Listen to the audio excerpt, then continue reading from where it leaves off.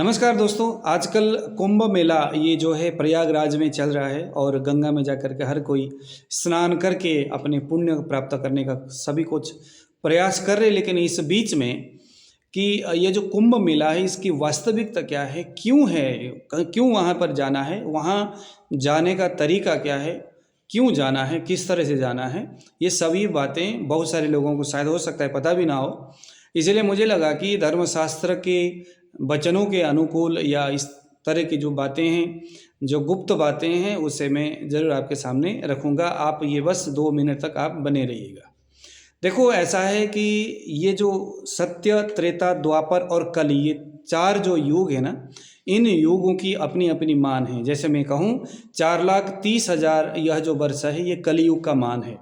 ऐसा ही 8,68,000 जो है ये द्वापर युग का मान है। ऐसा ही 12,96,000 ये आपका त्रेता का मान है। ऐसे 17,28,000 वर्ष यह सत्ययुग का मान है। तो इतना मान, इतना वर्ष, जब यह जो समय जब निकल जाता है तो उसको कहते हैं चतुर्युगी। ध्यान देना, इतना वर्ष जब निकल जाता है तो इसको कहते हैं एक चतुर्युगी। इस प्रकार से जब 1000 ऐसे चतुर्युगी जब निकल जाता है तो उसको एक कल्प बोलते हैं। एक कल्प बोलते हैं। तो एक कल्प में लगभग लगा लो 4,32 करोड़ मानव वर्ष होते हैं। फिर से बता रहा हूँ, 4,32 करोड़ ये मानव वर्ष होते हैं। बेसिकली वर्ष भी देवताओं के लिए, ब्रह्मा के लिए, सबका वर्ष अलग अलग होता है।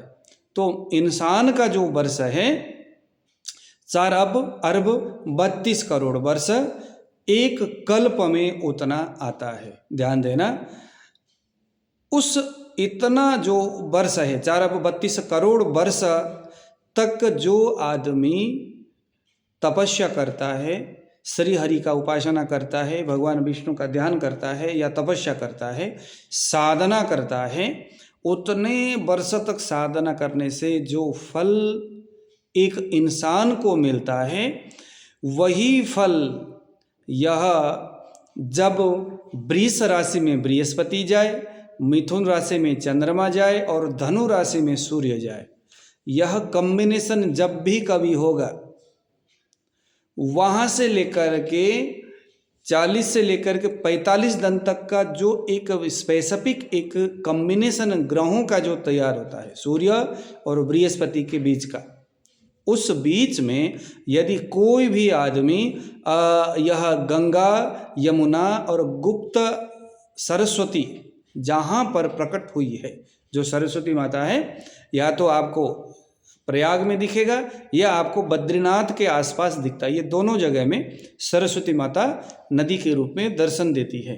तो गुप्त सरस्वती का स्थान वहाँ है। तो गंगा, यमुना और गुप्त, उस स्थान में रह करके इन 40-45 दिन तक तपस्या करने से आपको वह पुण्य मिलता है, वह फल मिलती है, जो फल एक आदमी 4,32 करोड़ वर्ष तक कंटिन्यूसली साधना करता है, तो वहाँ जो मिलना है वह महज इस कुंभ में, इस ग्रहों के कॉम्बिनेशन में मिलता है।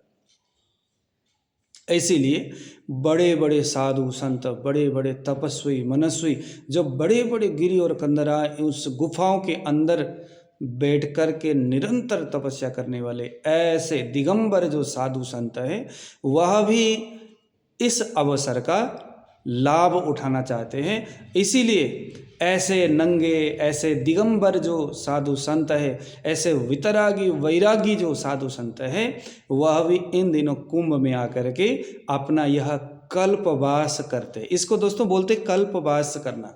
अब आप YouTube में चेक करो, कल्पवास का महत्व आपको शायद हो सकता है यहाँ पर आपको पता चलेगा। अभी कल्पवास के लिए बड़े बड़े शंकराचार्य, बड़े बड़े साधु संत, बड़े बड़े ये सारे लोग वहाँ आकर के बैठे हुए हैं। इवन कि मैंने देखा ये एप्पल नाम का जो कंपनी है, उसका जो फाउंडर है, उसकी मिसेज भी कल्पवास करने के लिए इन दिनों आई हुई है। तो देखो कल्पवास का महत्व, विदेश के इस तरह के लोगों को भी इसके महत्व के बारे में पता है। तो निश्चित इन दिनों में प्रयाग में जाकर के हुड़दंग मचाना नहीं है, वहाँ जाकर के खरीदारी करना नहीं है, वहाँ जाकर के कुछ लोग कहते हैं भाई व्यापार किया जाए, तो व्यापार के लिए नहीं, हुड़दंग मचाने के लिए, देखने के लिए भी नहीं। बेसिकली यह कुंभ देखने का विषय नहीं है, व्यापार करने का विषय नहीं है, यह कुंभ अपने अंदर झांकने का विषय है, समय है, कल्पवास करने का समय है। तो भगवत कृपा होगी तो जीवन में कभी जरूर कल्पवास के संदर्भ में उस स्थान में जा कर के कंटिन्यूसली 30-35 दिन तक, 1 महीना तक आपको जरूर बैठना चाहिए। इससे आपको बहुत कुछ पारमार्थिक बेनिफिट आपको मिलेगा। तो आज दीजिए विदा, नमस्कार।